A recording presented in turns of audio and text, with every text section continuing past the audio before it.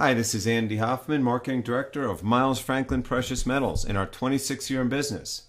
It's Thursday morning, October 15th, 2015, and the title of this week's audio blog is Liftoff 2015, Dead and Buried, and shortly forever. Okay, let's immediately get down to brass tacks, which is that with each passing day, more and more people in more and more countries are realizing the stark truth I've been writing each day of for the past year, culminating in this week's ominous, terrifying article, The Worst Global Economy of Our Lifetimes, which I cannot emphasize enough is in no way intended to be facetious, melodramatic, or sensationalistic. No, and quite sadly I might add, I've been dead serious in making this claim, which objectively speaking is getting more and more difficult to refute with each passing day. Yesterday alone, the evidence of such carnage was visible in all corners of the planet, in all aspects of the political, economic, and social realm. Yet again, I find myself struggling to find a singular, ugliest topic to highlight, since so many are vying for that title. And thus, I'll just have to throw a dart at my mental Audioblog dartboard, which, let's see, just landed on the land of the setting sun, i.e. Japan. Yes, Japan, whose hyperinflationary, suicidal Abenomics scheme to double the money supply in a mere 24 months is now in its 30th month and counting, with no end in sight. In other words, defining the term QE to infinity, particularly now that Shinzo Abe has been given a political mandate to continue his mad experiment indefinitely. Which, by the way, I'm still baffled about, given that he is suffering the lowest Prime Minister approval rating in Japanese history, amidst a plunging economy, currency, all-time high trade deficits, and the largest debt edifice as a percentage of GDP the planet has ever known. Let alone a demographic hell that puts all other nations to shame, and a nuclear disaster in Fukushima, which clearly is not getting as much press as it should. Anyhow, it was exactly a year ago, in October 2014, when the Bank of Japan not only expanded Abenomics to indefinite status, but started overtly targeting equities as well as bonds, as clearly monetizing essentially all Japanese government bonds to the point that supply was literally disappearing, wasn't helping the nation's dying economy a whit. And heck, just 5 months later, it admitted its stock portfolio had already reached $85 billion, but in its own words, wasn't large enough. As for the collapsing Japanese economy, despite this veritable blizzard of asset hyperinflation, key indicators have plunged to their lowest levels in decades, whilst despite collapsing global commodity prices, Japan's cost of living has risen to its highest level since, drumroll please, the commencement of Abenomics 2.5 years ago. Of course, as the entire world is starting to realize, particularly here in the birthplace of the PPT, monetizing stocks has even less positive impact on economic activity, which is to say, none, than monetizing bonds, as not only has this ghastly scheme hideously deformed economic decisions, like encouraging corporate CEOs to borrow for the purpose of buying back overvalued stock, but created historic wealth inequality, which is probably why revenge of the people movements, as in Scotland, Greece, the UK, and Catalonia, Spain, are becoming so widespread. Japan, by the way, is not the only nation openly monetizing stocks, as the banks of Switzerland and Israel, to name a few, do so as well.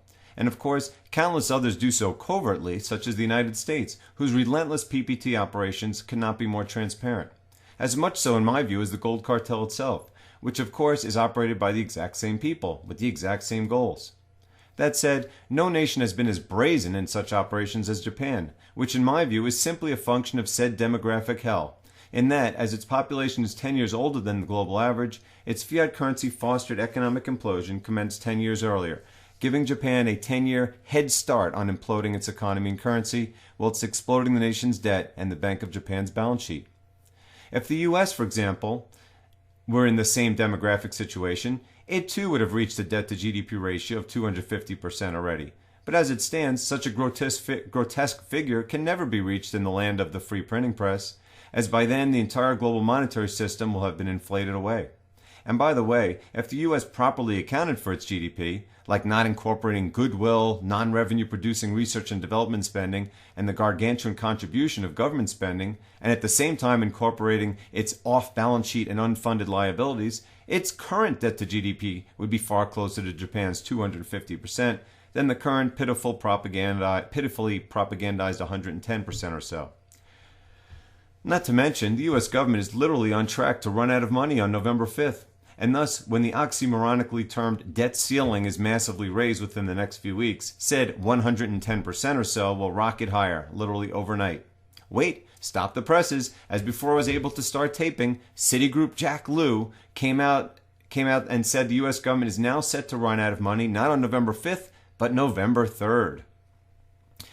Back to Japan, just as they have been experiencing massive liquidity issues in the JGB, or Japanese government bond market, due to the Bank of Japan having monetized such a massive amount of supply, the same is occurring in the Japanese stock market, which I might add is still more than 50% below its 1989 peak, despite 26 years of relentless ZERP, QE, and now overt equity monetization.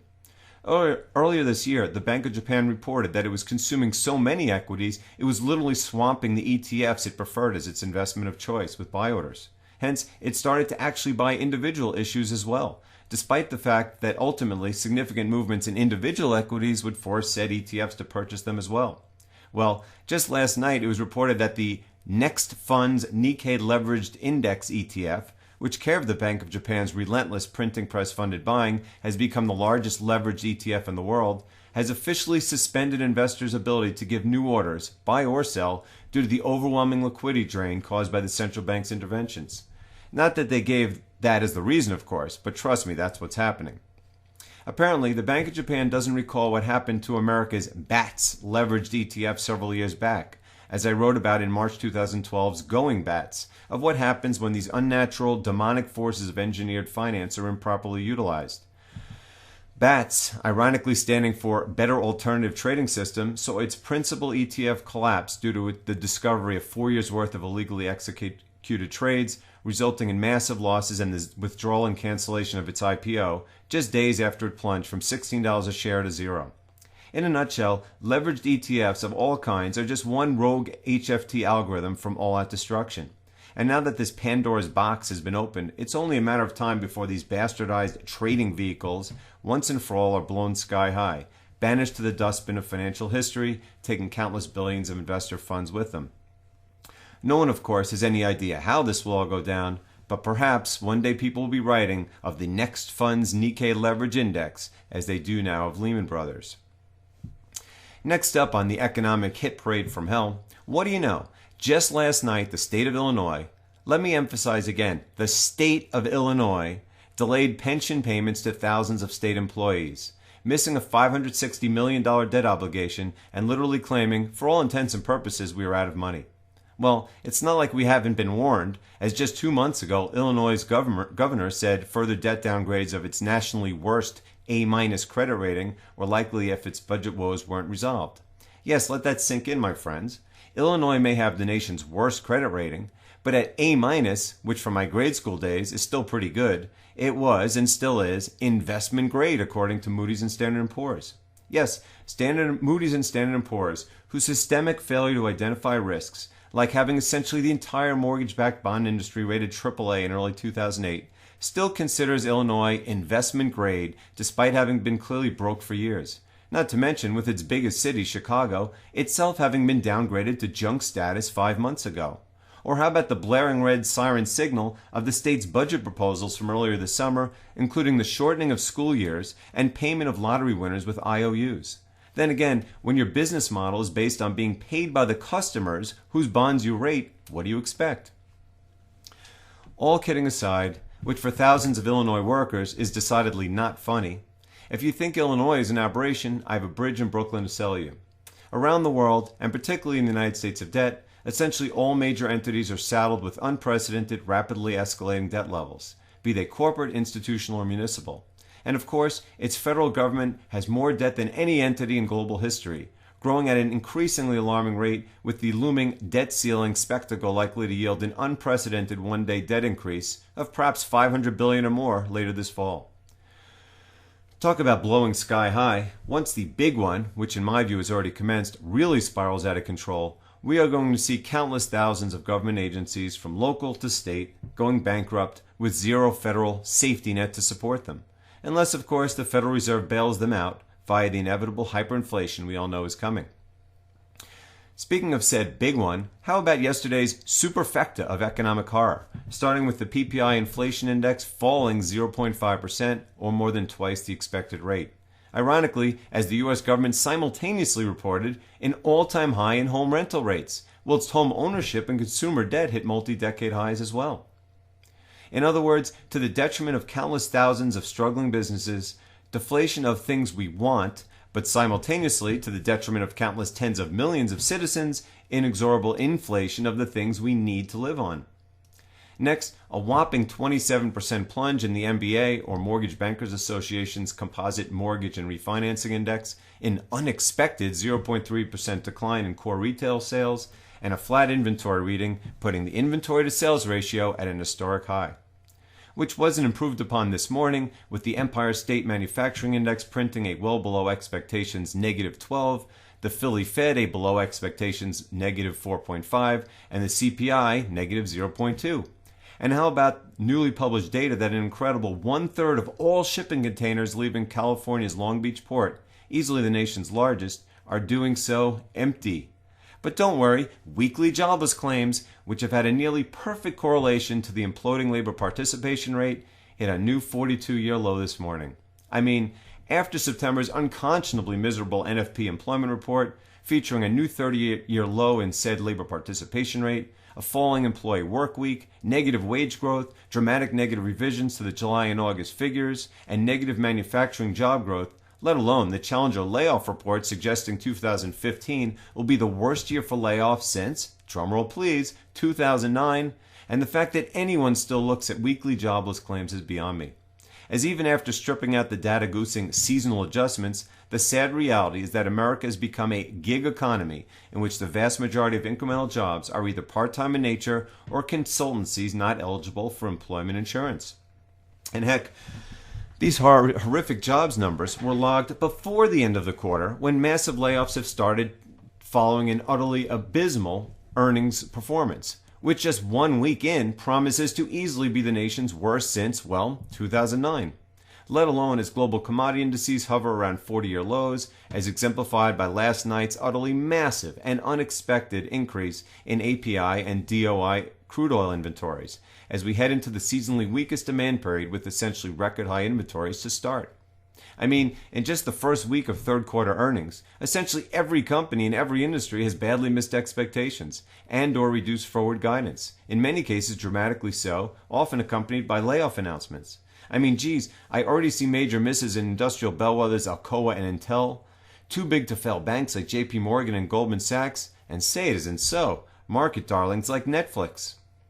That said, just 1 week into earnings season, it will literally be impossible for anyone to post a more dire earnings report than, drumroll please, Walmart, the world's largest retailer, which not only expects earnings to decline in 2016, in their propagandized opinion due to the strong dollar and piddling wage increases instituted with Obama's gun to its head, but revenues are expected to be flat. My friends, take a minute for that last data point to sink in, let alone whilst the BLS claims weekly jobless claims are at a 42-year low.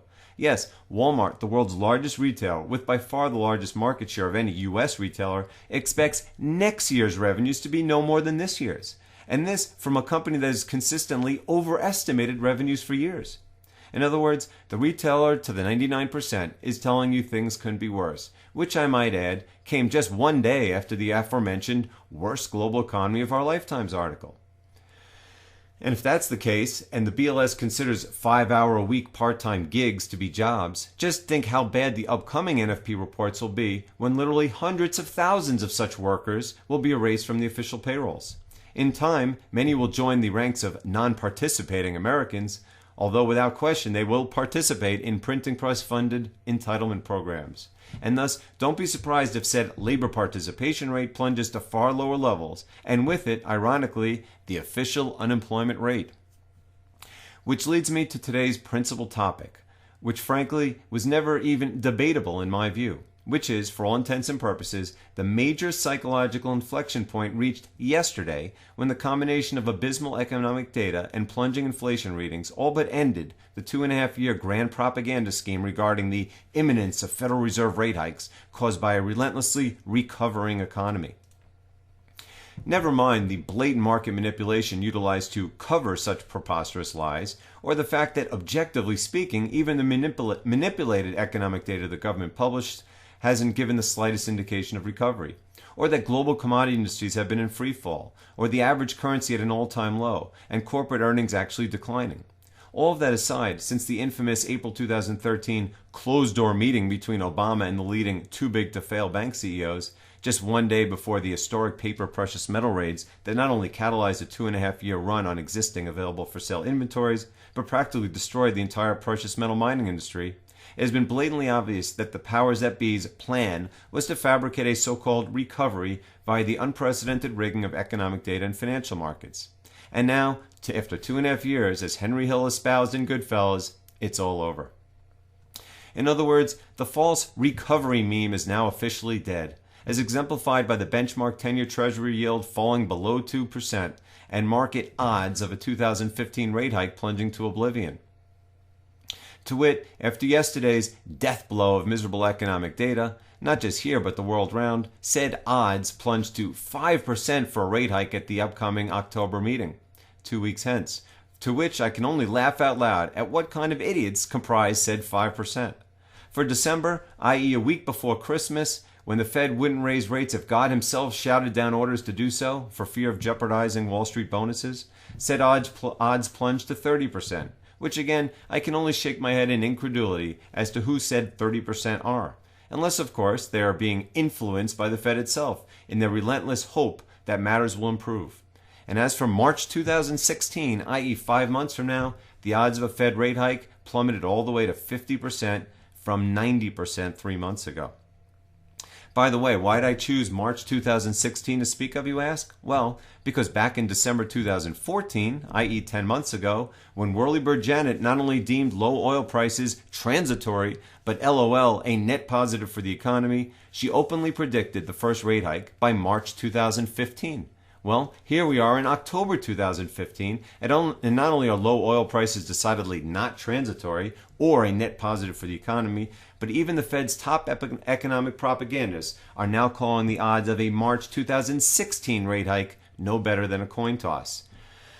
Heck, the Fed's mouthpiece himself, John Hilsenrath of the Wall Street Journal, who has spent the past 2.5 years parroting the Fed's propaganda of imminent rate hikes, just this morning wrote of how a 2015 hike is now off the table.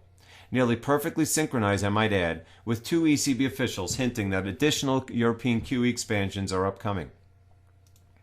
As for financial markets, which I put in quotes given how unabashedly manipulated they have become, the historical fact remains that over the long run, no amount of manipulation can overcome the undefeated forces of economic Mother Nature and the unstoppable tsunami of reality. Which is probably why 2 major events occurred yesterday, which have been many months in the waiting. Starting with the US dollar index completing its first death cross, i.e. its 50-day moving average falling below its 200-day moving average since September 2013. Not that I could care less about where the dollar trades against other fiat trash, or that I believe my 2-year-old, dramatically correct thus far prediction of collapsing emerging market currencies is in danger. To the contrary, currency weakness overseas, certainly against real money, i.e. gold and silver, is just getting started. However, against its 2 largest competitors, the euro and yen, the dollar is visibly sliding, and this with the ECB on the verge of expanding QE, whilst the largest, wealthiest province in Spain, Catalonia, accelerates its inevitable secession movement. Whilst in Japan, open-ended Abenomics, as far as the eye can see, is the only possible course. In other words, forgetting the aforementioned across-the-board horrifying factors as the final currency war goes nuclear, the fact remains that the dollar's valuation against the euro and yen has been erroneously discounting the imminent rate hikes that are not only no longer imminent, but questionable well into 2016. It hasn't yet discounted what I have said all along, such as in my End of QE LOL article of October 2014, the facetiously titled Liftoff Audioblog of April 2015, and September 2015's only financial event that could be as cataclysmic as a significant yuan devaluation, i.e. that rates will never be increased, and in fact, the next rate move will likely be to take it negative. That said, the fact that this dollar premium is deteriorating so rapidly should tell you all you need to know about economic Mother Nature's influence on markets regarding their rapidly dying expectation of rate hikes, which ironically will take on a new horrifying twist when the ECB and Bank of Japan, among others, become angered enough by the dollar's decline to accelerate the aforementioned increases in their own QE and NERP programs. Second, but far from least, especially to readers of the Miles Franklin blog, is that gold and silver, despite the most maniacal, relentless suppression on record, finally broke above their respective 200-day moving averages of $11.76 per ounce and $15.96 per ounce respectively yesterday for the first time in 5 months. Trust me, the same suppression algorithms as always have been omnipresent, such as the daily attacks at 2:15 a.m. Eastern Standard Time, 8:20 a.m. Eastern Standard Time, like today, 10 a.m. Eastern Standard Time, 12 o'clock p.m., and other key attack times, which just shows you how powerful the underlying demand has become, as exemplified by both gold and silver on pace to not only break historic global consumption records this year, but do so in dramatic fashion. Not to mention the relentless commentary the Miles Franklin blog has given for the past 2 months, in our view unparalleled in the bullion industry, of the historic tightness in the physical silver market, which, as it turns out, has been particularly embraced by economic Mother Nature, as since we first started speaking of said tightness with August 13th's special supplement article, Silver Supply at 1.5 or 2 out of 10, the gold-silver ratio has declined from its historically aberrational level of 75 to 73, en route, in my view, to an ultimate destination at or below the historic average of roughly 15 to 1. Heck, even the universally despised, relentlessly naked-shorted mining shares have had a decent rally. Albeit from losses so unfathomably large, it's unlikely that more than 1 or 2% of mining share investors have been able to hold on to their positions. Let alone the fact that at current gold and silver prices, the industry is still in dire financial straits, with depleting resources, collapsing production, and dicey balance sheets.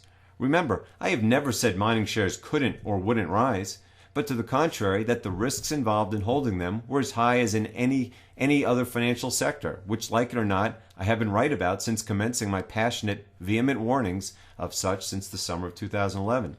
Again, when it comes down to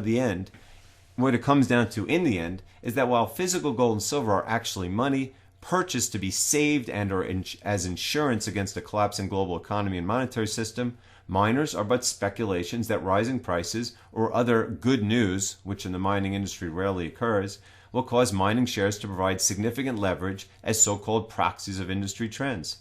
And given what we have witnessed for the past 8 years, as most junior miners peaked in 2007 and senior miners in 2011, they have decidedly not acted as viable proxies for a long, long time.